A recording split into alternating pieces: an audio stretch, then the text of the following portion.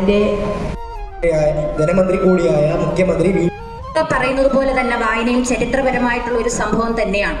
ലോകത്തെല്ലായിടത്തുമുള്ള മനുഷ്യരുടെ ജീവിതാനുഭവങ്ങൾ. കുരുക്ഷേത്രമുണരുന്നു വീണ്ടും കബന്ധങ്ങൾ. पहले सबको हिंदी दिवस की शुभकामनाएं।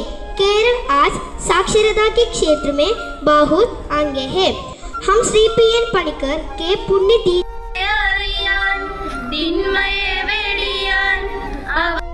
മോഹങ്ങൾ വാടിക്കരിഞ്ഞു പോയി.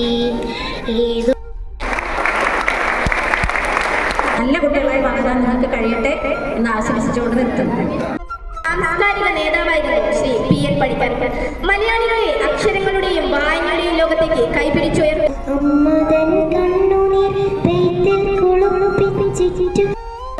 നമുക്കൊരു വായനക്കൊരു കൈത്താങ്ങാണ്.